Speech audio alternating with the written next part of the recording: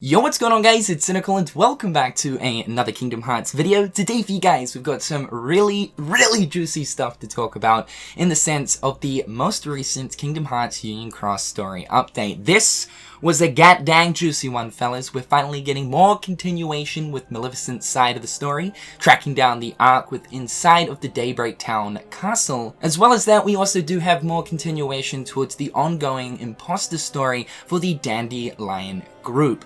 This story update was especially juicy just because of the fact that it reveals to us some really interesting stuff, but on top of that, also brings back something that first appeared in the very first Kingdom Hearts game, bringing that into relevance. When I mean this is a juicy one, this was a really juicy one. Also, the really cool thing to see is we ended up getting the continuation of the ongoing main story plot fairly fast. Usually it takes quite a few months for the next big slice of the story to release, but this time around it really only took about a month and a half, a little over. So really good to see that it kind of seems like the pace in which the main story progression for Kingdom Hearts Union Cross is hopefully coming out at a faster rate. Anyway, without further ado, let's just dive into this goodness, starting off with Maleficent's side of the story. So in the previous Union Cross update to do with Maleficent, she had obviously arrived in Daybreak Town, and we got some information with her Dark Companion explaining to her exactly what the Ark is, the thing that is going to allow Maleficent to travel into the future. In that previous update, she is on her way to the Daybreak Town castle in order to track down the Ark, which is a device that we see later on and will obviously talk about. It's explained that the Ark resides within the castle, and that is the location in which the Dark Companion and Maleficent have to head to. So in this story update, they're already in the castle, and in the scene shortly before both of them enter the room where the Ark is contained, they have quite the interesting conversation, talking about Maleficent's greater purpose towards traveling back to her original time. Of course, Maleficent wants to travel back to her original time for her own reasons, but we do actually get a sense of the greater purpose, specifically for the reasonings of the Dark Companion that has been helping her to obviously travel back. In this scene, the Dark Companion explains to Maleficent that with traveling back to the present, she is going to act as a guide. Although it's not outright sort of explained as to what this guide thing means, we do know the rules towards traveling towards the future. First, you do need the Ark, a device that will allow you to do all of this. But the other rules here is you must ditch your physical form. In the point in which you want to travel to in the future, you will also need someone that has the memories of you, as well as an intermediary. We still don't really know what this intermediary is, though I think at this point it's pretty clear that the intermediary is either Maleficent's crow or, of course, her cloak. As of course we see Maleficent's resurrection within the mysterious tower in Kingdom Hearts 2, when of course the fairies end up mentioning her name, and the crow flies in with Maleficent's cloak. Then she resurrects. So what seems to be going on right here is that Maleficent is going to act as a guide in order to bring forward people from the past into the future, namely the Dandelions. As of course at the end of this scene, we then see Luarium storming the Ark room to take on Maleficent. We also get to see Luarium pull out his Keyblade in this scene for the very first time, and what do you know, it is the Divine Rose, which makes a lot of sense. As we know, Luarium was scouring around the castle, and there is sort of the lingering question as to exactly how he found the Ark room, though I'm gathering during his investigation, he most likely came across it for himself, or has been following Maleficent and the Dark Figure whilst they've been infiltrating the castle. Either way though, this confirms to us that Maleficent definitely does have the memories of Luarium, and that in itself is enough for Luarium to return in the future. Of course, they would still need an intermediary, but that will probably be explained at a later point. If Luarium is then brought into the future because he has the memories of the other Dandelion leaders, it means that they too can also be transferred into the future. Not only that, but because Luarium and the rest of the Dandelion leaders have memories of all of the other citizens of this time, it could potentially mean that they could bring forward the entirety of the population of Daybreak Town back into the future. This pretty much explains to us how exactly Ventus and what we're guessing is Subject X, who could potentially be Skuld, managed to travel into the future. It's clear that the Dark Companion of Maleficent wants to use her as this guide, as he explains that in order to of course travel into the future, you need memories and an intermediary. He then goes on to mention that the people that reside within this world don't have those things that exist within the future. The only possible way of getting the people that exist during this time era into the future, for of course whatever reason, is Maleficent. It's crazy to think that Maleficent all of this time has been so much more important than we first thought of. A character who is set up to be sort of the main Disney scary villain in Kingdom Hearts 1 has such a greater importance, though of course we kinda did dabble a little bit into the greater importance thing for Kingdom Hearts 3 with her tracking down the black box, and of course within the additional scenes that were added into Kingdom Hearts 2.5 within Recoded, with her talking about the Tome of Prophecies. All of that stuff is definitely linking back to her time within Union Cross. Now of course this seems to be the intentions of the Dark Companion and not so much Maleficent. Again, she wants to return to her original time for the purpose of her own intentions. The guide thing is definitely something that the Dark Companion wants, and obviously still to this point we don't exactly know who this Dark Companion is,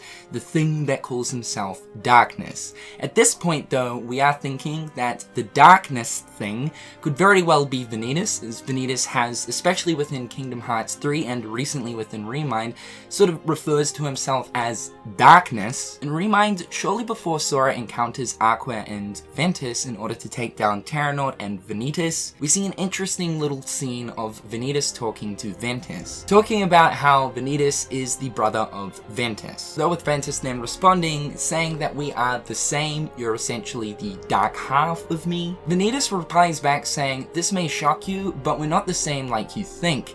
He mentions that he's been trapped with inside of Ventus for an extremely long time. However, Xehanort was the one to split them in two, effectively releasing Vanitas out of Ventus so that he can become his own physical being. Though it definitely does seem as if Vanitas is of course a huge part of Ventus, I think it is very well possible that he is his own entity to a degree, without actually just simply being the dark half of Ventus that was split during the events of Birth by Sleep. I think it is possible that the dark figure that is accompanying Maleficent in order to make her the guide to send all of the people from the past into the future is using her so that he too can also arrive in the future as well. Once Maleficent arrives in the future and remembers the previous people, the dark figure jumps within inside of Ventus and patiently waits out the long wait until they are sent into the future. This would explain the comment that Vanitas made, "I have been inside of you for an extremely long time. The only thing is, Xehanort split us in two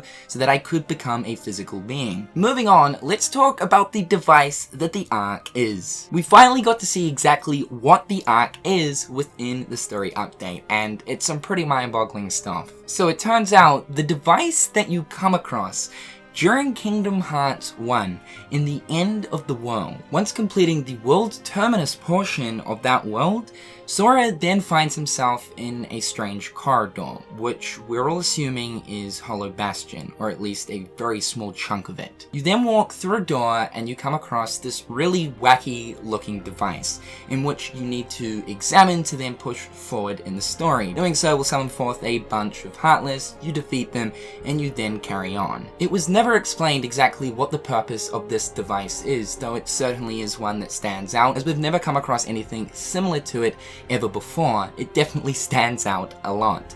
We were kinda assuming or under the assumption that this was a device that perhaps Ansem Seeker of Darkness was using in order to create Emblem Heartless. When you examine it, it's got a bunch of really cryptic information that still at this point really doesn't make too much sense. It talks about the door to light and door to darkness. The rest of it though is very, very cryptic, though I'm sure it will be relative to something at a later stage. Well, it turns out that very device is actually the Ark. Yes, that's right. As soon as Maleficent and the dark figure make their way into the Ark room, this is the device we come across. It turns out all of this time, that device that has been in Kingdom Hearts 1 within the end of the world is the Gat Dang arc. Nomura! What the bubble shit nipple-arini? It ain't a word. I don't know what that is. It's just the current feelings and thoughts. I'm unfiltered. So what we do know is the device in the end of the world is an arc. However, the important thing to note right here is that these are two different arcs, and the way that we know this is these sort of pods that you will clearly put your heart into in order to travel to the point that you want to travel to, in Maleficent's case being the future. Within the Daybreak Town arc, you will notice that there are a total of 7 pods. The arc in Kingdom Hearts 1 only has 5 pods, so it is clear to see that these are two completely different arcs. What I'm thinking is, do you need an arc that also exists at or around the time in which you're traveling to in order to, of course, travel to that point? Meaning that the arcs act as sort of gateways. Without another arc during that time era, it wouldn't be possible to return to that point. Now, clearly, we do know that Maleficent doesn't come out of the arc in the future during Kingdom Hearts 1. And of course, she returns about a year after the events of Kingdom Hearts 1 in the Mysterious Tower. You return to the point where the person who has the memories of you are, as well as the intermediary. Still makes me think though, do you need an arc in the present time in order to return to that point, or around that time? Because clearly we do know that an arc exists during that time era. The other thought right here is that this room is in fact actually Daybreak Town. We do know that the end of the world is a world where worlds go when they fall into utter darkness. That's sort of hence the reason why when you make your way throughout the end of the world, in those weird looking corridors, there are actually remnants of what looks like the Castle of Dreams, the Dwarf Woodlands, etc. I actually did a video on this quite some time ago. It's some interesting stuff, but it tells us that those are the remnants of those worlds that fell to darkness. So another belief here is that this world could be Daybreak Town as it fell into complete and utter darkness. Though of course, like I said, this arc is different to the one in Daybreak Town, and although yes, kind of the sort of structure and design of this room is a little bit similar to that of the room that's found in Daybreak Town, it is quite a bit different. The room in Daybreak Town where the arc is a lot bigger. There's more stuff located in that room, and overall the arc does look different. Extremely interesting though, nonetheless. An even bigger mystery has now emerged. And oftentimes I sit here and wonder, has Nomura planned this all along, or does he make this shit up as he goes? I lean more towards making this shit up as he goes, bringing in things that didn't really have too much of an explanation in previous games and using them for a specific purpose for the future of the games. Though it is extremely interesting due to the fact that we never really got a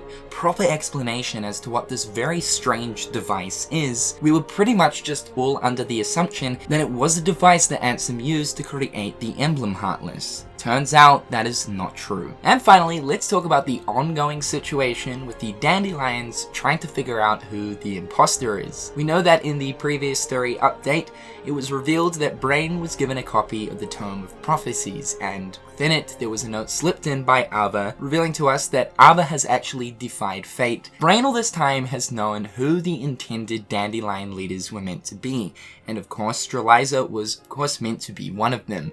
A very long time ago, it was seen that, of course, Streliza was meant to be a Dandelion leader and was killed off by a mysterious figure. For such a long time now, we've been wondering exactly who the killer is, and though it still isn't exactly too clear as to who the killer is, we do now know who the exact imposter is.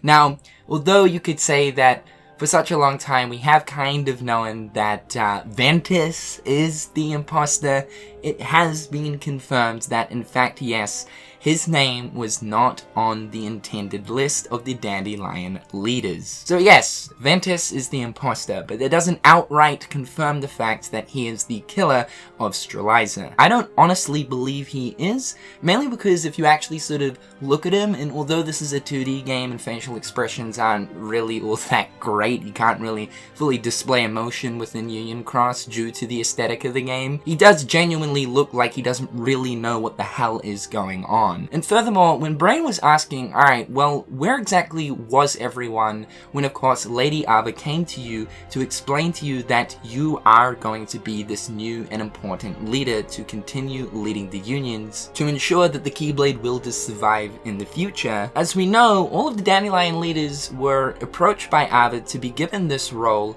on the hill that overlooks Daybreak Town, the very place where of course they're having this conversation here. All of them were on this hill aside from Ventus. As he explains to us, he was actually outside of the tower when Lady Ava came to him and approached him with this offer. Now he does mention that it was in fact Lady Ava that came to him, though it wasn't in this location. It seems to be that someone was actually posing as Lady Ava, which put Ventus right in the thick of this mystery. Again, this is why I'm saying I don't believe that Ventus was actually the killer of Streliza, but whoever ended up killing Streliza obviously wanted Ventus to become a Dandelion leader for a reason. I think this possibly stems back to the Dark Companion that Maleficent is with, and ties in for the reasoning of Maleficent being the guide in order to bring back these past people, mainly the Dandelion group, into the future, which would then also connect to the reasoning behind using Ventus as a vessel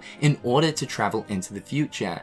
If of course this dark figure was perhaps maybe the killer of Streliza, his intention would be to get Ventus as a Dandelion leader to ensure the fact that he would go into the future. When thinking about this theory, I thought back to the story update that we got mid-October of last year, where we saw a conversation between Lucio and the Master of Masters taking place 5 years before the events of Union Cross. The Master of Masters is explaining to Lucio how essentially the Keyblade War has been waging for pretty much forever, and also talking about the dark entities that of course he had to face during his youth. Lucio asks the question of, was the darkness back then monsters like they are today? And the Master of Masters turns around and mentions, no, they actually took on forms similar to ourselves, meaning humans. Of course, nowadays, during the Key era, the Union Cross era, etc., they're looking more like monsters, you know, heartless. But what if the dark entity that is following Maleficent is one of those darknesses from way back when of course the Master of Masters was in his youth,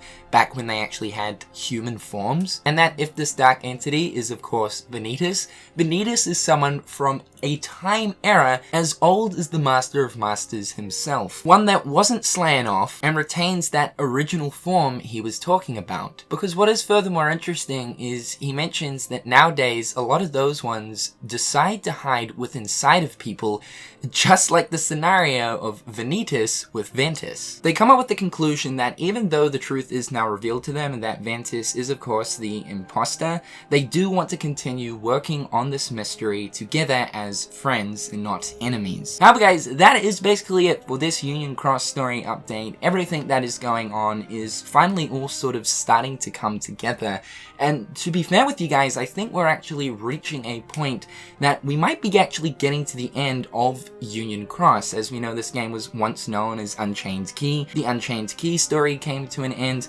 then it was rebranded as Union Cross to then tell the story of the Dandelions, and I believe the Dandelion story is sort of coming to closure with Maleficent there at the Ark, almost preparing to bring the others into the future as well, and it would also seem as if the group is getting closer to solving the ongoing mystery. Let me know your guys' thoughts and opinions towards this in the comment section down below. However guys, I'm Cynical, hopefully you're having a fantastic day, and until next time, I'll catch you guys later. Peace. Hit them on the page, you'll be coming through stain. Gold in my mouth when you suckers be bluffing. Milk crate, gaming up your bitch though. Catch me in the back playing Super Nintendo.